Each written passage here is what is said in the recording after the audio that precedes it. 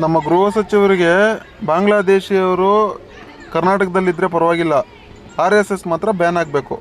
ಪೂರ್ತಿ ವಿಡಿಯೋ ನೋಡ್ಕೊಂಬನ್ನಿ. ಬಾಂಗ್ಲಾದೇಶಿ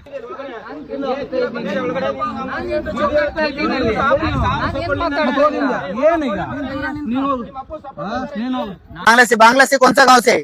वो छोड़नखोला रांझा थाना। बांग्ला से कौन सा गांव से? थाना रांझा, छोड़नखोला रांझा थाना। आप बांग्लादेश से? हाँ। कितना महीना हो गया इधर पे आके? इधर है 1982 से आया। नहीं, आपको इधर कर्नाटक का ID कार्ड बनाया ना? कर्नाटक का है। क्यों बनाया?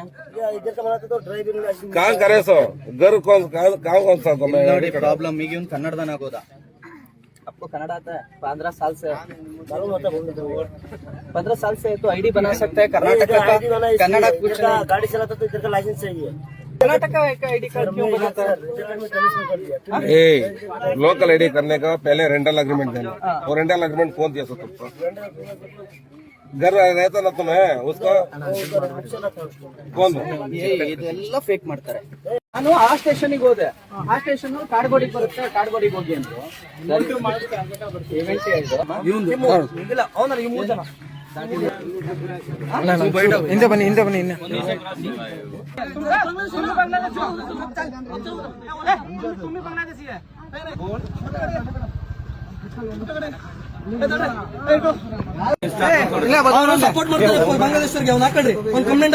बप्पी क्या होना आपको? तुम्हारा लड़का बप्पी ನೋಡಿ, ಬಪ್ಪಿ ಇವ್ರ ಮಗ ಅಂತ. ಬಪ್ಪಿ ಬಾಂಗ್ಲಾದೇಶ, ಅವನ ID ಕಾರ್ಡ್ ನಮ್ಮ ಹತ್ರ ಇದೆ. ಇವರೆಲ್ಲ ಎಷ್ಟು ಅಕ್ರಮ ಕೆಲಸದಲ್ಲಿ ಭಾಗಿಯಾಗಿದ್ದಾರೆ. ಇವರು ಏನೇನು ಕೆಲಸ ಮಾಡ್ತಾ ಇದಾರೆ? ಗಾಂಜಾ ಮಾಡ್ತಾ ಇದಾರೆ, ಮಕ್ಕಳು ಕಳ್ತನ ಮಾಡ್ತಾ ಇದಾರೆ, ಹಿಂದೂ ದೇವಾಲಯಗಳನ್ನ ಕಳ್ತನ ಮಾಡ್ತಾ ಇದಾರೆ ಈ ನಮ್ಮ ಮಕ್ಕಳು. ಈ ನಮ್ಮ ಭಾರತ ದೇಶಕ್ಕೆ ಇವರಿಂದ ತುಂಬಾ ದೊಡ್ಡ ಅಪಾಯ ಇದೆ. ಹಿಂದಿಲ್ಲ ನಾಳೆ ಇವ್ರನ್ನ ನಾವು ಎಲ್ಲಾ ಕಾರ್ಯಕರ್ತರಾಗ್ಲಿ ಎಲ್ಲ ನಮ್ಮ ಭಾರತ ದೇಶದವರು ಇವರಿಂದ ಒದ್ದು ಓಡಿಸ್ಬೇಕು ಇಲ್ಲಿಂದ. ಹಾಗೆ ಓಡಿಸ್ಬಾರ್ದು. ನಮ್ಮ ಸರ್ಕಾರಕ್ಕೆ ಹೇಳೋದೇನಂದ್ರೆ, ನೋಡಿ ಇನ್ನೂ ಎಷ್ಟು ಜನ ಬಾಂಗ್ಲಾದೇಶ ಇದಾರೆ. ಪ್ರಿಯಾಂಕಾ ಖರ್ಗೆ ಅವರಿಗೆ ನಿಮ್ ಕೈ ಮುಗಿದು ಕೇಳ್ಕೊಂತ ಇದ್ದೀನಿ, ನಿಮಗೆ ಪುನೀತ್ ಕೇರಳಿ ಒಬ್ನೇ ಸಿಗ್ತಾನ. ಮಂತ್ರಾಲಯ ಹೋಗಿ, ಮನೆಗೆ ಹೋಗಿ, ಕಾರ್ ತಗೊಂಡು ಹುಡುಕಿ ಅವ್ರ ಮನೆ ಹೋಗ್ಬಿಟ್ಟು ಎಷ್ಟು ಜನ ಬಾಂಗ್ಲಾದೇಶವ್ರು ಇದಾರೆ. ಇವ್ರಿಗೆ ಹಿಡಿದ್ರಿ, ದೇಶ ಅಪಾಯದಲ್ಲಿ ಆಗ್ತಾ ಇದೆ, ನಮ್ಮ ರಾಜ್ಯ ಅಪಾಯ ಆಗ್ತಾ ಇದೆ. ಇವ್ರಿಗೆ ಹಿಡಿದ್ರೆ ಒಳ್ಳೇದಾಗುತ್ತೆ. ಪುನೀತ್ ಕೇರಳಿ ಏನ್ ತಪ್ಪು ಮಾಡ್ತಾ ಇದ್ದಾನ? ಏನೇನು ದೇಶದ್ರೋಹಿ ಕೆಲಸ ಮಾಡ್ತಾ ಇದ್ದಾನ? ಯಾರೇನು ತೊಂದರೆ ಕೊಡ್ತಾ ಇದ್ದಾನ? ಅವನ್ ಹಿಂದೆ ಹೋಗ್ತಿರಲ್ಲ ಪ್ರಿಯಾಂಕಾ ಖರ್ಗೆ ಅವರೇ. ನೋಡಿ ಎಷ್ಟು ಜನ ಅಕ್ರಮವಾಗಿ ನಮ್ಮ ದೇಶದಲ್ಲಿ ನುಸುಳುಕೋರು, ನಮ್ಮ ರಾಜ್ಯದಲ್ಲಿ ಎಷ್ಟು ಜನ ನುಸುಳುಕೋರು ಇದಾರ. ಇವ್ರಿಗೆ ಹಿಡಿದ್ರೆ ಅಟ್ಲೀಸ್ಟ್ ನಮ್ಮ ರಾಜ್ಯ ಆದ್ರೂ ಸೇಫ್ ಆಗಿರುತ್ತೆ. ಆ ಪುನೀತ್ ಕೇರಳಿ ಹಿಡಿದ್ರೆ ಏನ್ ಸಿಗುತ್ತೆ? ಒಂದು ದೇಶಾಭಿಮಾನ, ದೇಶಕ್ಕೋಸ್ಕರವಾಗಿ ಕೆಲಸ ಮಾಡೋಂತ ವ್ಯಕ್ತಿನ ಹಿಡಿತೀರಾ? ಇಂಥವ್ರನ್ನ ಬಿಟ್ಬಿಟ್ಟು. ಸ್ನೇಹಿತರೆ ನಮಸ್ತೆ, ನಾನು ಇವತ್ತು ಕಾಡ್ಗೋಡಿ ಗ್ರಾಮದಲ್ಲಿ ಇದ್ದೀನಿ.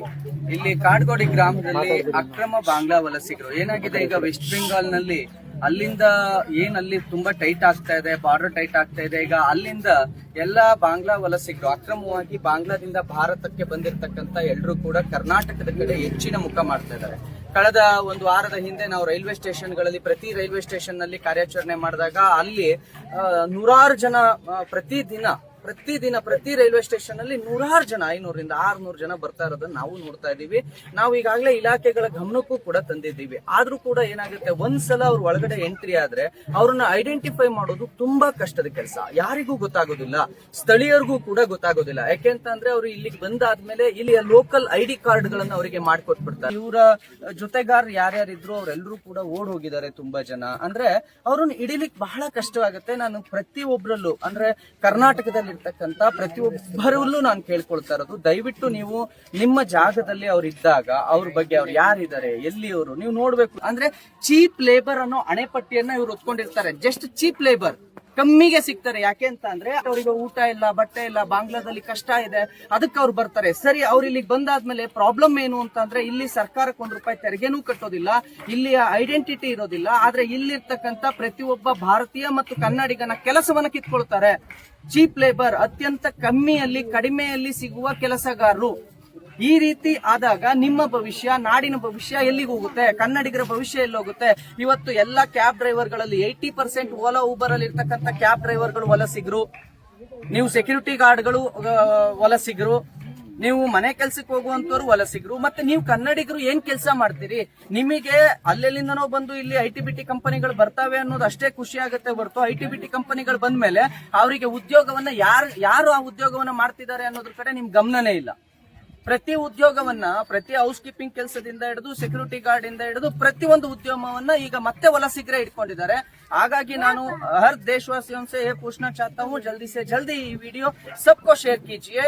देश का रक्षा का बात है, सब लोग ये काम पे, ये ಕಾರ್ಯಾಚರಣೆ में आप हाथ मिलाना है. सभी लोग ಇದರ ಇಲ್ಲಿ ಯಾರ್ಯಾರು ಇದ್ದೀರೋ ನೀವೆಲ್ಲರೂ ಕೂಡ ಈ ವಿಚಾರವಾಗಿ ದೇಶದ ಭದ್ರತೆ ವಿಚಾರದಲ್ಲಿ ಪ್ರತಿಯೊಬ್ರು ಕೂಡ ಬೆಂಬಲ ಕೊಡಬೇಕು. ಇದು ಯಾವುದೋ ರಾಜಕೀಯ ಉದ್ದೇಶ ಅಂತೂ ಖಂಡಿತವಾಗಿಯೂ ಇಲ್ಲ. ಇಲ್ಲಿರ್ತಕ್ಕಂಥದ್ದು ಇವರೆಲ್ಲರೂ ಕೂಡ ಚೀಪ್ ಲೇಬರ್ ಅಣೆಪಟ್ಟಿಯನ್ನು ಇಟ್ಕೊಂಡು ಬಂದಿರೋದ್ರಿಂದ ಬಹಳ ಕಷ್ಟ ಆಗುತ್ತೆ. ಇವತ್ತು ನಮ್ಮ ಡಾಕ್ಟರ್ ನಾಗೇಂದ್ರಪ್ಪ ಅವರು ಅನೇಕ ದಿನಗಳಿಂದ, ಅನೇಕ ತಿಂಗಳುಗಳಿಂದ ಈ ಅಕ್ರಮ ಬಾಂಗ್ಲಾ ವಲಸಿಗರನ್ನ ಐಡೆಂಟಿಫೈ ಮಾಡುವಂತಹ ಬಹಳ ದೊಡ್ಡ ಕಾರ್ಯವನ್ನ, ಜಾಗೃತಿ ಕಾರ್ಯವನ್ನ ಮಾಡ್ತಾನೆ ಬಂದಿದ್ದಾರೆ.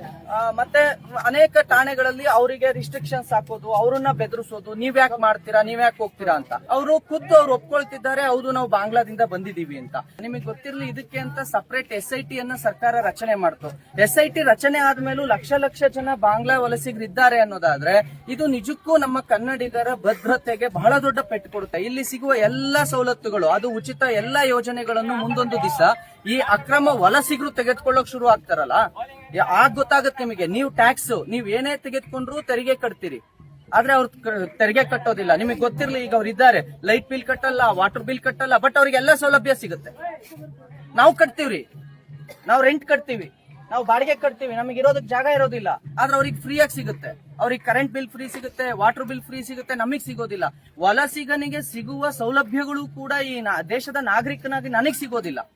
ಇವತ್ತು ನಾನು ನಿಮ್ಮೆಲ್ಲರಲ್ಲಿ ವಿನಂತಿ ಮಾಡ್ಕೊಳ್ಳೋದೇನು ಅಂತಂದ್ರೆ, ಈ ವಿಚಾರದಲ್ಲಿ ಪ್ರತಿಯೊಬ್ಬ ನಾಗರಿಕನು, ದೇಶ का हर नागरिक इसको सपोर्ट करना है, शेयर करना है, सभी लोग, क्योंकि और 10 साल हुआ तो सबका पास भारत का आईडी हो जाता है. अभी ऑलरेडी लाख लोगों का साथ ಕರ್ನಾಟಕ का आईडी है. ಆಮೇಲೆ ನಾನು ಮತ್ತೆ ಕೇಳ್ತಾ ಇರೋದು, ದಯವಿಟ್ಟು ಕರ್ನಾಟಕದಲ್ಲಿ ಯಾಕೆ SIR ಆಗ್ಲೇಬೇಕು ಅಂತ ಅಂದ್ರೆ ಇದೊಂದೇ ಕಾರಣ. ದಯವಿಟ್ಟು SIR ನ ವಿರೋಧ ಮಾಡುವಂತ ಎಲ್ಲರಲ್ಲಿ ಕೈ ಮುಗಿದು ಬೇಡ್ಕೊಳ್ತೀನಿ, ದಯವಿಟ್ಟು ಇಂಥದಕ್ಕೆ ಅವಕಾಶ ಮಾಡಿಕೊಡ್ಬೇಡಿ. ಲಕ್ಷ ಲಕ್ಷ ಸಂಖ್ಯೆಯಲ್ಲಿ ವಲಸಿಗರಿದ್ದಾರೆ, ಅವರನ್ನ ಹೊರ ಹಾಕೋ ಕೆಲಸ ಕೇವಲ ಪುನೀತ್ ಕೆರೆಳಿದು ಡಾಕ್ಟರ್ ನಾಗೇಂದ್ರಪ್ಪ ಅವ್ರದ್ದು ಅಲ್ವೇ ಅಲ್ಲ. ಎಲ್ಲ ನಮ್ ಕರ್ನಾಟಕದಲ್ಲೇ. ಇವಾಗ ಗೃಹ ಮಂತ್ರಿಗಳು ಹೇಳೋದೇನಂದ್ರೆ, ನೋಡಿ ಬೇರೆ ಕೆಲಸ ಬಿಟ್ಬಿಡಿ, ಫಸ್ಟ್ ಇವ್ರನ್ನ ಬಾಂಗ್ಲಾದೇಶವ್ರನ್ನ ಹಿಡಿದ್ಬಿಟ್ಟು ಇವ್ರಿಗೆ ಡಿಪೋರ್ಟ್ ಮಾಡೋಂತ ಕೆಲಸ ನೀವು ಮಾಡಿ.